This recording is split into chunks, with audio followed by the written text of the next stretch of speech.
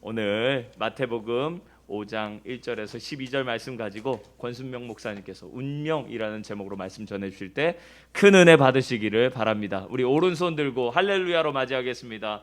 할렐루야.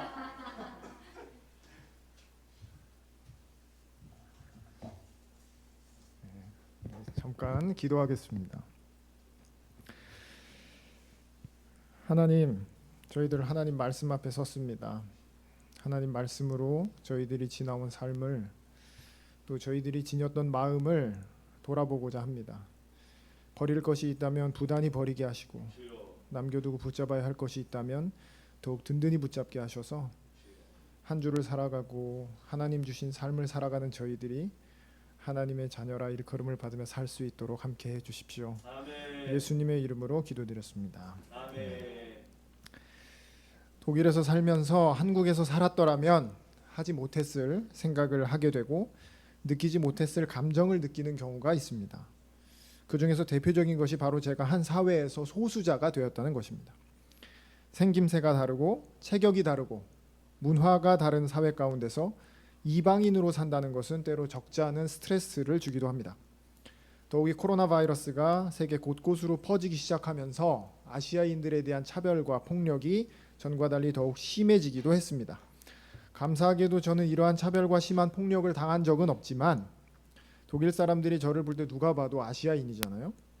코로나 사태 초기에는 제가 괜히 아시아인이라는 이유 때문에 누가 뭐라고 하지도 않았는데 움츠러드는 경우도 있었습니다. 이것은 비단 제 경험만이 아니라 해외에서 사는, 특히 서구권에서 살고 있는 아시아인들이라면 한 번쯤은 경험해 보았음직한 일일 것입니다. 한국에서 살았더라면, 한국에서 코로나 사태를 지났더라면 전혀 느끼지 못했을 감정과 생각이겠죠. 한국인으로서 독일에서 살면서 내가 가진 인종적인 특성을 바꿀 수는 없습니다. 물론 제 처지를 한탄하는 건 아닌데 차별하는 사람이 잘못된 것이지 차별당하는 사람이 잘못된 건 아니죠. 움츠러들고 부끄러워해야 될 사람은 바로 차별을 일삼는 사람들입니다. 어쨌거나 우리는 우리가 가진 인종적인 특성을 바꿀 수는 없습니다. 이것 말고 우리가 우리의 힘으로 바꿀 수 없는 것들이 많이 있습니다. 우리가 태어나면서부터 갖게 되는 것들, 성별이 있을 수 있고요. 그리고 가정 환경도 바꿀 수 없습니다.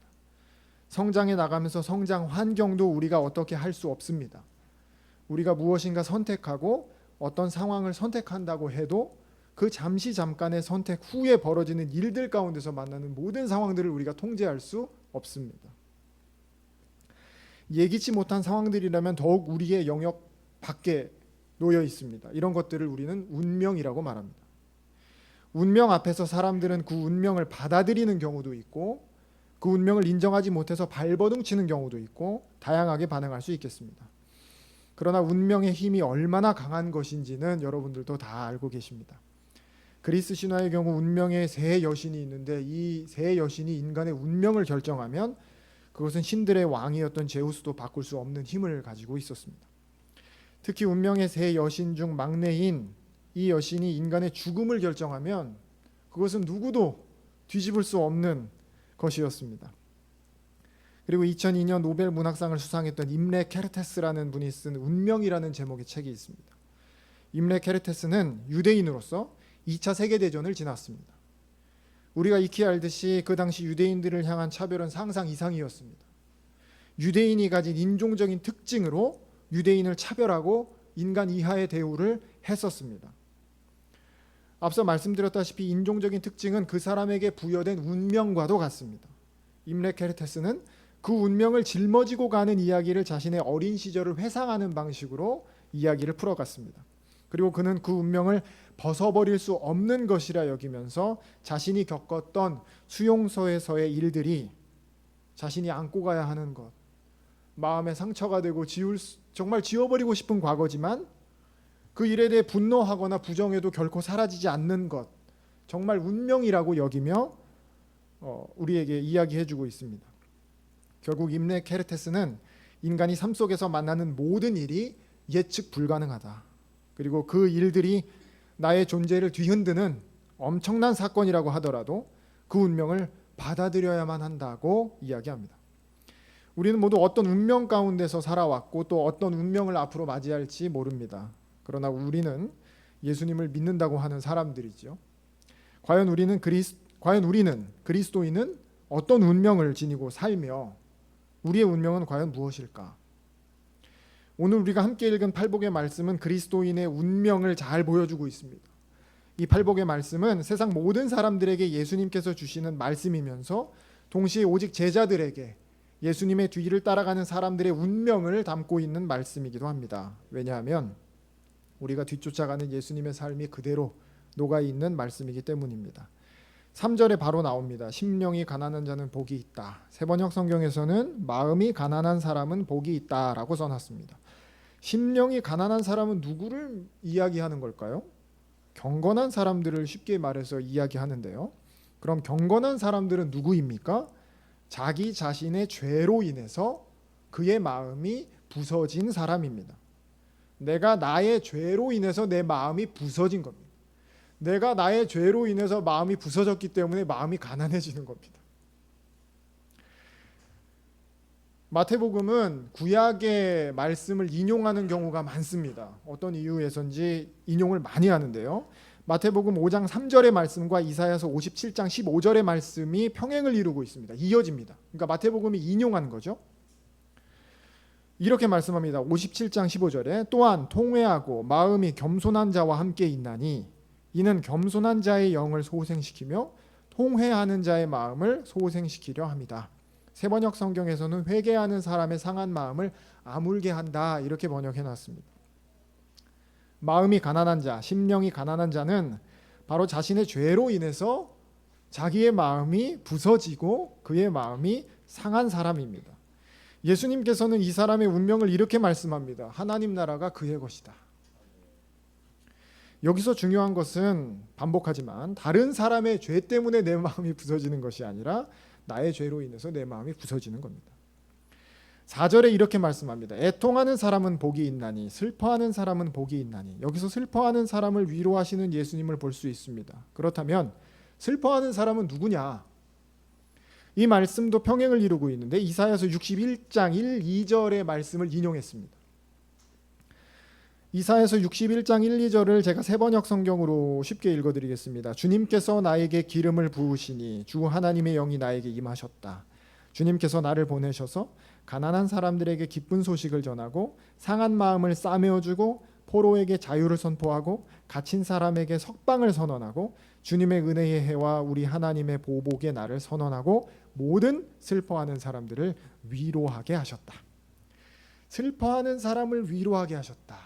이사야서 61장은 하나님께서 주시는 구원과 함께 당시 바빌론이라는 제국으로 끌려갔던 이스라엘 사람들을 떠올리게 합니다.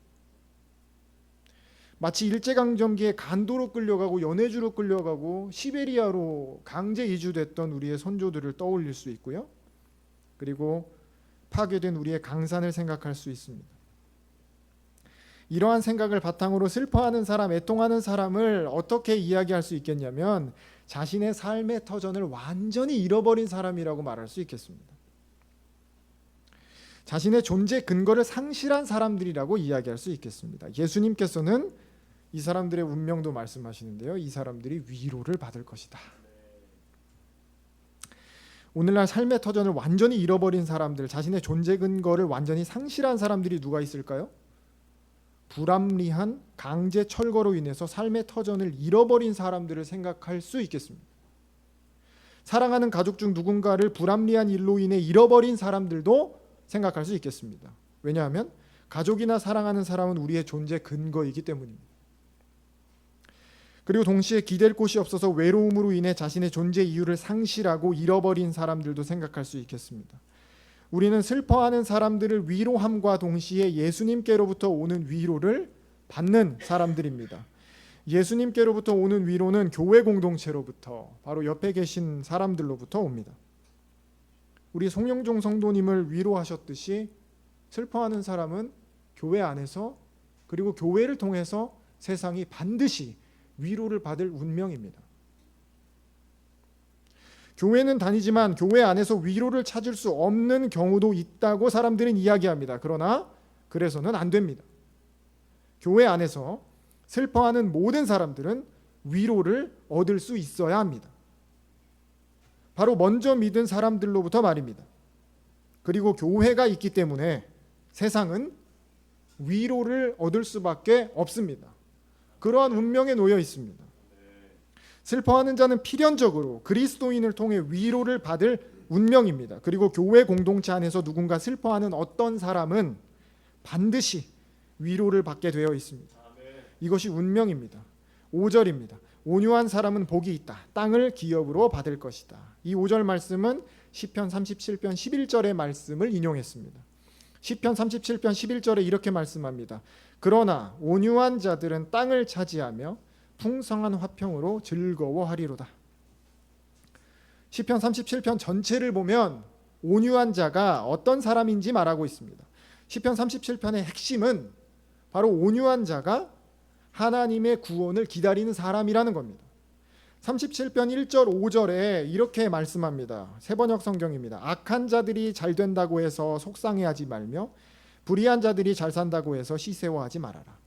그들은 풀처럼 빨리 시들고 푸성귀처럼 사그라지고 만다. 주님만 의지하고 선을 행하여라. 이 땅에서 사는 동안 성실히 살아라. 기쁨은 오직 주님에게서 찾아라. 주님께서 내 마음의 소원을 들어주신다. 내 갈 길을 주님께 맡기고 주님만 의지하여라. 주님께서 이루어 주실 것이다. 온유한 자는 곧 겸손한 사람인데 이 사람은 주님을 기다리는 사람입니다. 피조물인 인간이 겸손함을 잃어버리고 스스로 자신의 힘으로 스스로 창조자의 위치에 서서 주님을 기다리는 일 없이 산다는 건 온유하지 않다는 말입니다. 겸손하지 않다는 말입니다. 그리고 온유한 자들이 땅을 차지한다고 나와 있는데 이 말씀은 오늘날처럼 어떤 부동산을 생각하시면 안 됩니다. 땅을 차지할 것이라는 말씀은 가나안 땅을 생각하게 하죠. 바로 약속의 땅, 곧 하나님의 약속의 성취입니다. 하나님께서 당신이 약속하신 것을 이루어 주실 것이다. 자신이 죄인이며 창조주의 자리에 설 수 없는 피조물이라는 존재임을 언제나 잊지 않고 자신을 낮추는 사람, 그 온유한 사람의 운명은 하나님의 약속의 성취입니다.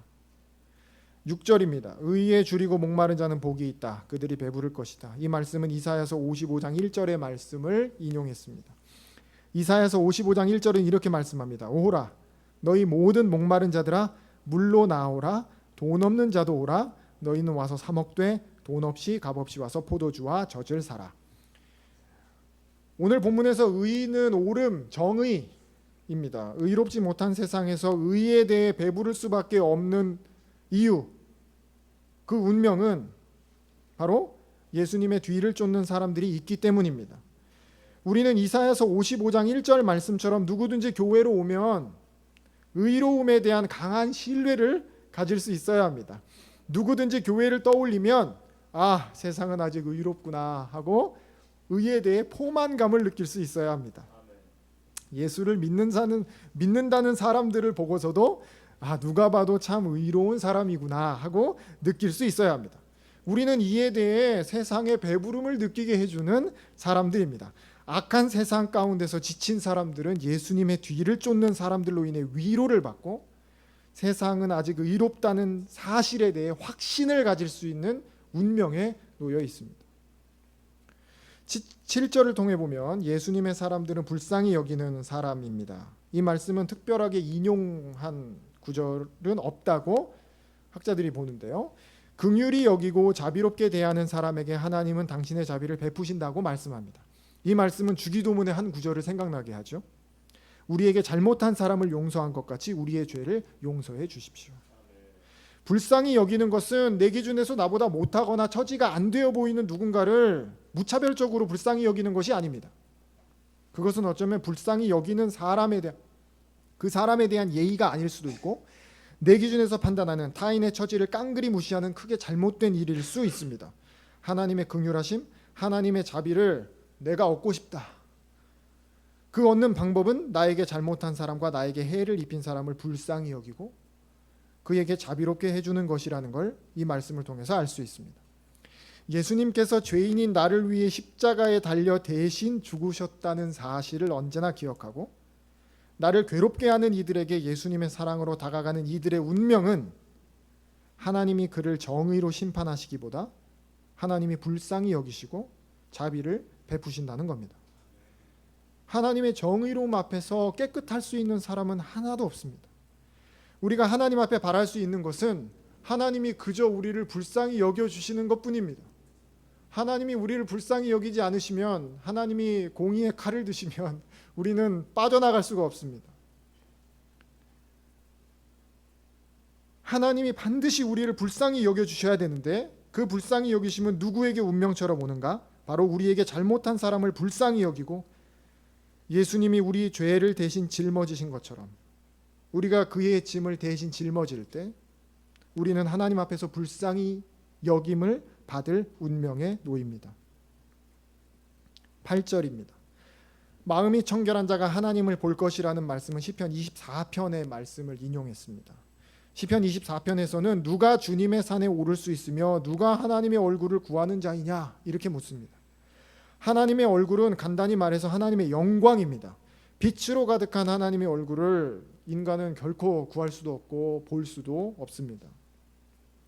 즉 인간이 상상할 수 없는 큰 하나님의 영광이 바로 누구에게 있냐? 그렇다면 24편 4절에 깨끗한 손과 해맑은 마음을 가진 사람이다 이렇게 말씀합니다. 즉 손, 외면과 내면, 손과 마음이 거짓이 없는 마음을 가진 사람, 그 마음을 가지고 하나님께로 향한 사람, 그리고 인간에게, 이웃에게 향한 사람이라는 것이죠.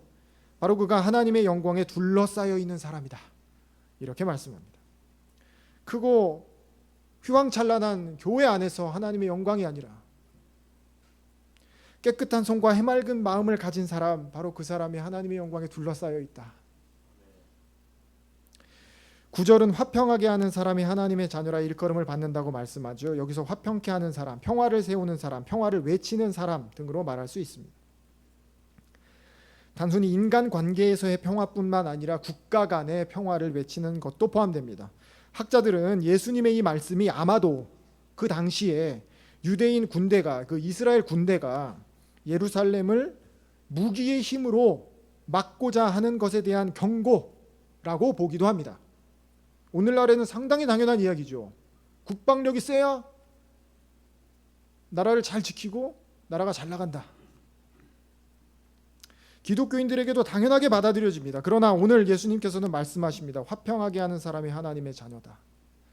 살상무기가 고도화되고 그것을 통해 고도로 무장하는 일이 당연시되는 세상에서 평화는 그리스도인이 마땅히 외쳐야 할 말입니다.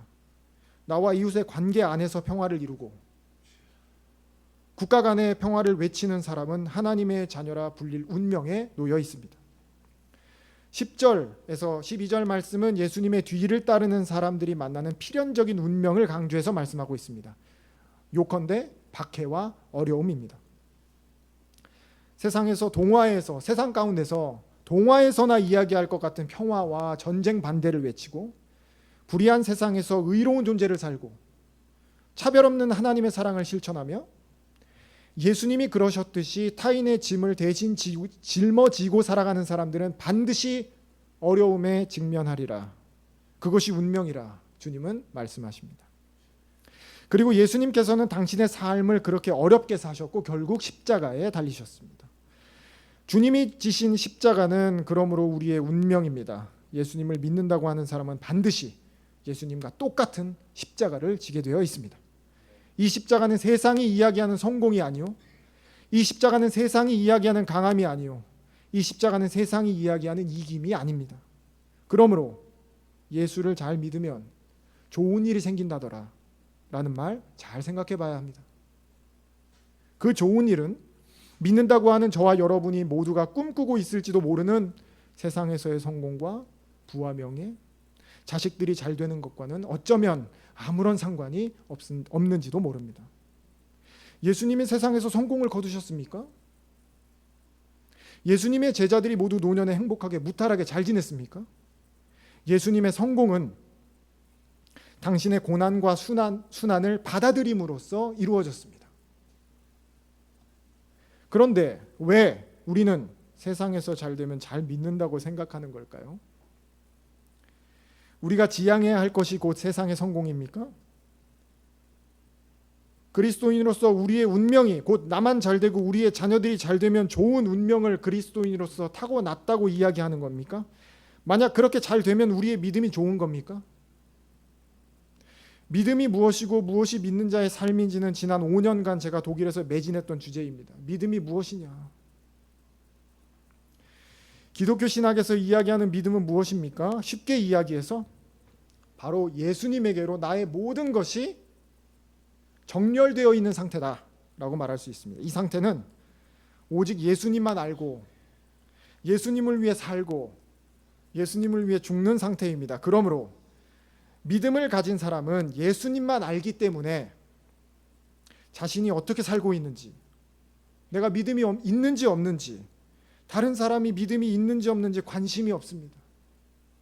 오직 예수님만 바라보고 오직 예수님에게로 자신의 모든 것이 향해 있기 때문입니다. 그러므로 자신이 예수님의 사랑을 통해 대단한 선행을 하고 세상이 깜짝 놀라는 기적과 큰 일을 한다고 해도 믿는 자는 자신이 무엇을 하고 있는지, 그것이 얼마나 대단한 일인지 알지 못합니다. 관심이 없습니다. 제가 한국에 있을 때, 한국에서 사역을 할 때, 그 당시에 이제 속회를 인도하시는 분들과 인도자 모임을 하면서 이런저런 이야기를 했는데 옆에 계신 권사님께서 제게 이런 이야기를 하셨습니다. 목사님, 믿으면 천국 간다면서요. 괄호 열고 왜 이렇게 힘듭니까? 괄호 닫고. 아마 그 권사님께서는 제가 하는 어떤 말을 들으시고 천국에 가는 일이 상당히 어렵겠다 이렇게 느끼셨던 것 같습니다. 믿으면 천국 가지요. 그죠? 믿으면 천국 갑니다. 그런데 우리는 정말 믿고 있습니까? 우리는 우리의 모든 것이 예수님께로 향해 있다고 자부할 수 있습니까? 믿음이라는 것은 기독교 전통에서 오직 하나님께서 주시는 것입니다. 우리는 믿음에 대해 어떤 이야기도 할 수 없습니다.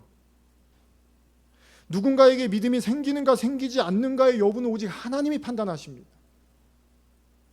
분명한 것은 믿는 자는 자신의 모든 것이 하나님께로 향해 있기 때문에 내가 믿음이 있는지 없는지, 내가 믿음 안에서 어떤 선행을 하는지, 내가 믿음 안에서 어떤 기적을 일으키는지 나조차 관심이 없고 모른다는 겁니다. 그리고 분명한 것은 믿는 자는 그가 다른 사람을 볼 때, 옆에 있는 사람을 볼 때도 그의 모든 관점이 이미 예수님에게로 맞춰져 있어서 예수님께서 이미 옆에 있는 사람의 죄를 용서하시고 받아주셨다는 사람으로 여기고 그렇게 대한다는 것입니다. 그리고 또한 분명한 것은 믿는 자는 자신의 운명을 예수님으로 생각해서 예수님이 당하신 고난과 어려움 십자가를 그분과 같이 짊어진다는 것입니다. 그리고 또 분명한 것은 믿는 자의 운명이 죽음으로서 끝나는 것이 아니라 예수님께서 부활하셨듯이 하나님이 그 믿는 자를 다시 살리시리라는 겁니다. 이쯤 되면 대체 누가 믿음을 가지고 구원을 얻을 수 있으며 믿는 자에게 주시는 운명을 도대체 누가 누릴 수 있겠는가? 앞이 깜깜해지지요. 맞습니다. 믿음은 우리가 결코 할 수 없습니다. 예배당에 나와서 말씀을 들으면 믿음이 생기면 좋겠지요. 그런데 그것은 하나님께서 주시는 선물입니다. 전적으로 하나님이 주시는 선물이고 하나님께서 인간의 마음에 일으키시는 것입니다. 목사가 아주 좋은 말씀을 선포한다고 해도 믿음이 생기지 않을 수 있습니다. 왜요? 하나님이 주시는 거니까요.